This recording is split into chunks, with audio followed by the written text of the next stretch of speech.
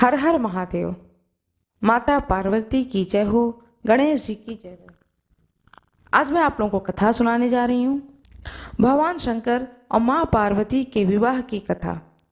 हमारे पौराणिक ग्रंथों में अनेकानेक देवी देवताओं के विवाह का वर्णन है, किंतु जैसी भव्य सुंदर बारात का वर्णन भगवान शंकर और माँ पार्वती के विवाह के संदर्भ में दिया गया है, उसकी तुलना कहीं भी नहीं हो सकती है। इस बारात के विषय में कहा जाता है कि इसमें संसार के सभी प्राणी सम्मिलित हुए थे और उनके भार से पृथ्वी अपनी धुरी पर झुक गई थी। उसे संतुलित करने हेतु भगवान शंकर ने महर्षि अगस्त्य को अपने आशीर्वाद और उनके समस्त पुण्य फल के साथ पृथ्वी के दूसरे छोर पर भेजा, तब जाकर पृथ्वी का संतुलन सही हो पाया। माता पार्वती का भगवान शंकर को तपस्या कर विवाह के लिए मना लेना भी एक असंभव कार्य था, क्योंकि माता सती के देहवासन के पश्चात महादेव वैरागी हो गए थे। जब वे विवाह हेतु मान गए तो उनके विवाह की तैयारी में त्रिलोक जुट गया। भोलेनाथ ही एकमात्र ऐसे देव हैं जो देव, दैत्य, मानव, दानव, असुर, राक्षस, गंधर्व, नाग, किन्नर, यक्ष, भूत, प्रेत, पिशाच, बैताल, डाकनी, शाकनी, यातुदान, ब्रह्म राक्षस और इसके अतिरिक्त भी समस्त जातियों के लिए पूज्य हैं। इसके अतिरिक्त वे पशुपतिनाथ हैं। इसी कारण पशु जाति भी उनके विवाह में सम्मिलित होने के लिए तत्पर थे। इनमें से कई तो ऐसे हैं जो एक दूसरे के घोर शत्रु थे, किंतु देवाधिदेव के विवाह में सम्मिलित होने के लिए सारे मतभेद को भुला दिए। उधर माता पार्वती भी परमपिता ब्रह्मा के पुत्र पर्वतराज हिमालय की पुत्री थीं। वे एक प्रकार से शाही विवाह था। इसी कारण सभी प्रकार की व्यवस्था का ध्यान रखा गया था। उधर सभी लोग सबसे पहले अपने पूरे ठाट बाट के साथ कैलाश पर सारे देवता उपस्थित हुए। शिवगण तल्लीनता से महादेव का श्रृंगार करने में व्यस्त थे। जटाजूट, नाग, रुद्राक्ष, भस्म, मुंडमाला इत्यादि से उनका श्रृंगार किया गया। समस्त अप्सराएं कैलाश पर नृत्य कर रही थीं और महादेव का अद्भुत रूप देखकर कह रही थीं कि उनके योग्य कन्या तो त्रिलोक में नहीं मिलेंगी। बारात और मित्र वर से परिहास ना करें, ऐसा भला हो सकता है? भगवान विष्णु भी महादेव का यह रूप देखकर हंसते हुए बोले, ऐसे अद्वितीय वर के लिए तो यह बारात योग्य नहीं है। अवश्य ही कन्या के घर में हमें लज्जित होना पड़ेगा। श्री हरि की ऐसी हंसी ठिठोली सुनकर महादेव ने प्रसन्न होते हुए नंदी से सभी को एकत्रित करने को कहा। तब सब लोगों ने एक साथ ऐसा कोलाहल किया जिसकी तुलना नहीं हो सकती है। इस तरह से भगवान शंकर की बारात निकली। तुलसीदास जी लिखते हैं रामचरितमानस में कि बहुत ही सुंदर वर्णन किया है। कोई मुखहीन विपुल मुख काहूं, बिनु पद कर कोई बहु पद बाहूं, विपुल नयन कोई नयन विहीना, रिष्ट पुष्ट कोई अति तन कीना। इस बारात में कोई बिना मुख का था, किसी के बहुत मुख थे। कोई बिना हाथ पैर का था तो किसी के बहुत सारे हाथ पैर थे। किसी की बहुत सी आंखें थीं तो किसी की आंख नहीं थी। कोई बहुत ही मोटा ताजा था तो कोई बहुत ही दुबला पतला था। सभी देवी देवता अपने अपने वाहनों के साथ में बारात के साथ निकले। अपने गणों भृंगी, वीरभद्र, भैरव, क्षेत्रपाल, गणेश्वर, शंखकर्ण, कंकराक्ष, विकृत, विशाख, विकृतानन, ये सब अत्यंत शोभादायी दिखाई दे रहे थे। स्वयं चंडी देवी महादेव की बहन बनकर आई थीं।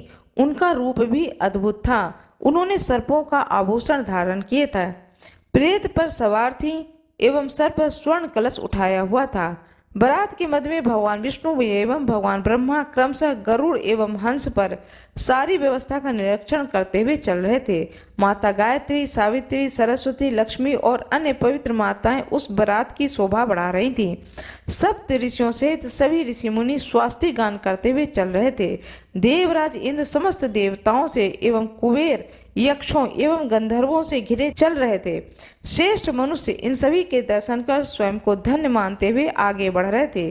भगवान शिव को तनिक पीछे छोड़कर भगवान विष्णु और परमपिता ब्रह्मा शेष देवताओं, यक्ष, गंधर्वों आदि को लेकर आगे बढ़े। हिमालय के द्वार पर अनेक सुंदर स्त्रियों के बीच माता पार्वती की माता मैनावती ने सबका स्वागत किया। श्री हरि, ब्रह्मा जी और सभी देवताओं का सुंदर रूप देखकर मैनावती अत्यंत प्रसन्न हुई एवं व्याग्रता से भगवान शिव के आने की प्रतीक्षा करने लगी। शिव गणों भूत प्रेतों से घिरे अद्भुत वेशधारी महादेव जब वहां पहुंचे तो उनका भयानक रूप देखकर नगरवासी डरकर पीछे हटने लगे।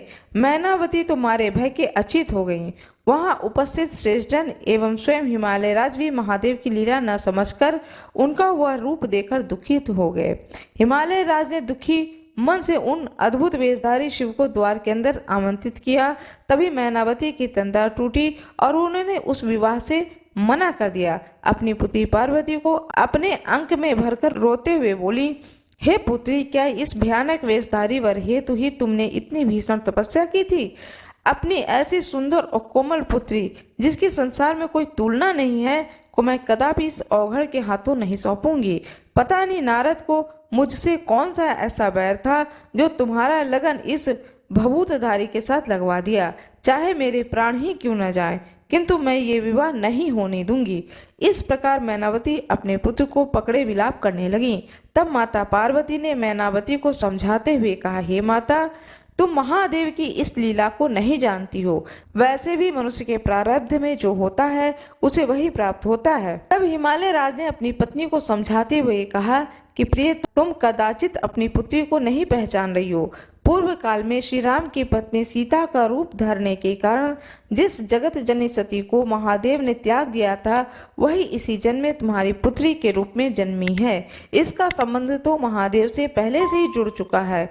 आज तो बस विवाह की औपचारिकता भर है। अपनी पुत्री और पति के ऐसे वचन को सुनकर मैनावती ने अंततः वर का स्वागत किया।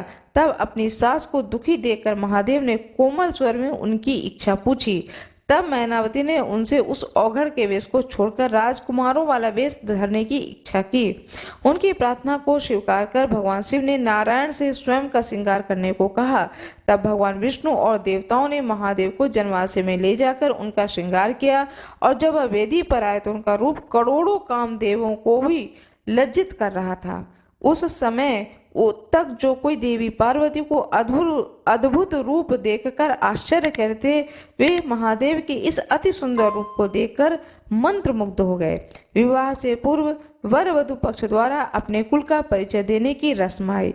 तब पर्वतराज हिमालय ने गर्वपूर्वक अपने कुल का परिचय देते हुए कहा, यह समस्त जगत जिस महाब्रह्मा से उत्पन्न हुआ है, मैं उनका पुत्र हूँ।